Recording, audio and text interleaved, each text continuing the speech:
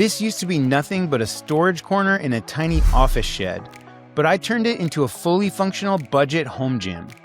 In this video, I'll show you the equipment I picked, what it can do, and what it all cost. I'm Joel, and you're watching Joel Gets Swole.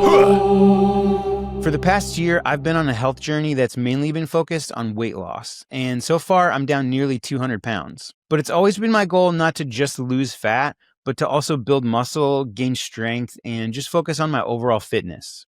I knew that strength training and working out would need to be a big part of my health journey, and I also knew that I had a spotty record at best for getting up and going to the gym.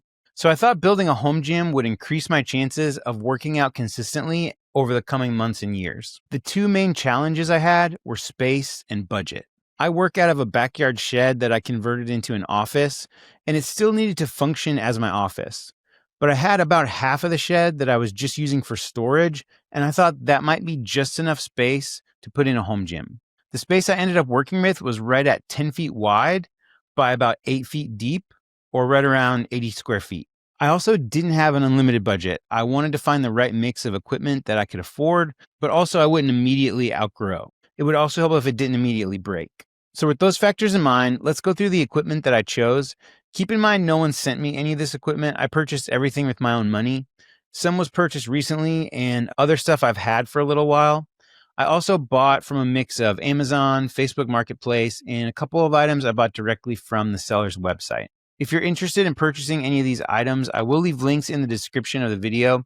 If you purchase through those links, I will receive a small commission at no cost to you, and it's a great way you can support this channel. Another way you can support the channel that doesn't cost anything is to subscribe. So let's start with the first piece of equipment, and it's usually the biggest item in someone's home gym, and that is the rack. So I decided to go with a squat rack versus a full power cage, and the main reason is just because of the footprint and the size and the space that it would take. I actually purchased this a couple of years ago, and it's been sitting in storage, just waiting for me to pull it out and use it. So I went with the Fitness Reality squat rack.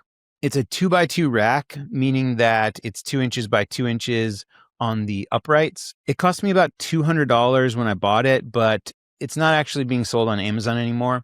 I will link something that's very similar. The main reason I bought it is because when I bought it, it was the only rack that I could find for the price point that also included spotter arms. And when I did bench press and squatting, I thought it might be nice to have spotter arms as I'll be working out alone most of the time. It's not flimsy, it feels solid, and I think it will last me quite a while until I want to upgrade. Like I said, I bought this a while ago, so if I was buying today, I might consider spending a little bit more and buying something that was a 3x3 upright. The 3x3 ecosystem is really big, and there's tons of attachments and accessories that go along with 3x3 racks that they don't really sell as much for 2x2 racks. That's the only thing I might do differently if I was buying it today. But otherwise, I'm pretty happy with it. It does exactly what I need it to do. I don't think I'll grow it super soon. The next thing I'll cover is the barbell and the weight plates. This is where Facebook Marketplace is really amazing. If you want to purchase a barbell, weight plates, or even just any fitness equipment, I would highly recommend checking out Facebook Marketplace in your area. It is amazing some of the deals that you can find when people just want to get rid of their fitness equipment. I found this Rogue Ohio Boneyard bar that normally would be $200, I got for $80. It's a really high quality barbell that I'll have probably for the rest of my life. I also got a bunch of iron weight plates, and they were usually for right around $1 a pound. That's a great target price that you can look for. I'm kind of in the camp that weight is weight. I don't need my weight plates to look any particular certain way. As long as they weigh approximately what they say they're going to weigh, I'm fine. One thing I did just recently purchase was a few bumper plates. I've only had iron up until recently, and I thought that if I was going to start deadlifting in a shed like this, I wanted to have some rubber bumper plates that would kind of soften the impact. And not that I'm planning to drop any weights, but I think they're just nicer to deadlift with. So I actually found this company called Homegrown Lifting, and they sell factory seconds of their rubber bumper plates. I feel like this was an amazing deal, but I got 140 pounds of bumper plates for about $155 shipped to my door, which is just over $1 a pound and is unheard of for rubber bumper plates. I highly recommend checking out this company, this website. I'm not affiliated with them at all. It's an American company, and I highly recommend checking them out if you're looking for rubber bumper plates or just any kind of fitness equipment. Definitely check out their stuff. The next piece of equipment that I also just recently invested in is the Rep AB 3100 adjustable bench. A couple of years ago, I bought just an Amazon Basics flat bench, and that worked totally fine, but I wanted the option to have an adjustable bench. It would just open up the amount of exercises I could do and just something I could grow into. Now, Rep makes really good stuff, but a lot of their stuff was out of my price range. Eventually, I'd love to invest in more Rep equipment. So I ended up getting their basically budget bench, which still was almost $300, but I feel like it's a really solid bench. It has multiple levels of adjustment. It's very heavy and heavy duty, and I'm not going to outgrow it anytime soon. I feel like I'll have it for a while, and I'm really happy with that purchase. The next thing I wanted to add to the gym was a set of adjustable dumbbells. The most affordable way that I found to do this is using loadable dumbbells. A couple of years ago, I bought this pair of loadable dumbbells for $60 on Amazon, and they work great. They can use the same weight plates that you would put on a barbell, and you can just build your own dumbbells for whatever weight you need. Now, it was a little bit cumbersome and it took a little bit of time, and I did want to invest in a nice set of adjustable dumbbells.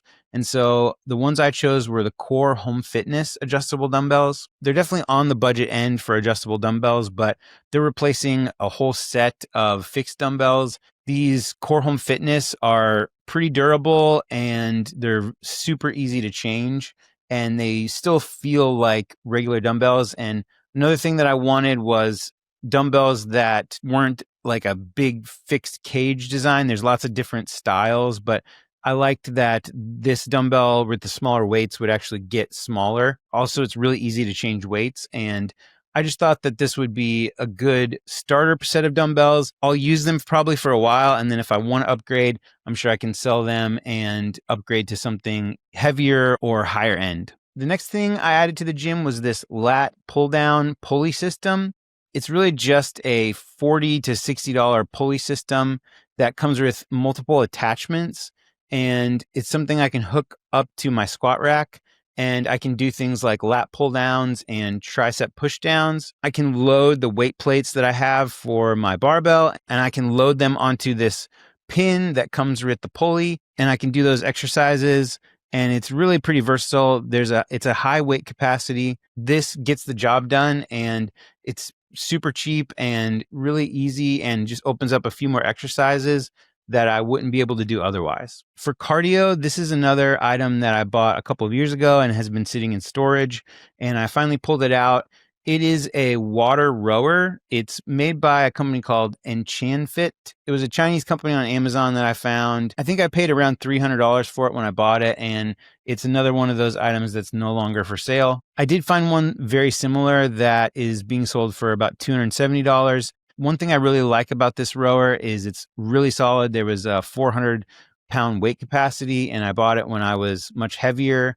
And even when I was heavier, it felt very solid. It felt like it could support my weight. It was just a solid water rower. I have used the Concept 2 rower before, and I think in the future, if I want to upgrade, I'll probably sell this rower and get a used Concept 2 on Facebook Marketplace. I really like the feel of the air rower. The water rower has been fine. I think it'll last me for a bit longer, but I think this is one item that I probably will upgrade eventually. Something I just got recently is the Spirax walking pad. It's kind of like a mini treadmill, and I bought it because I started a goal to get 10,000 steps a day, and this has been really useful in achieving that goal, especially as we're getting into the winter time and it's getting darker and colder. I wanted to be able to get some steps in, but I obviously didn't have space for a giant treadmill, and so this is something that I can easily just store out of the way, and then if I need to get some steps in, I can set it down, power it on, and get some steps in, and it's pretty useful for that.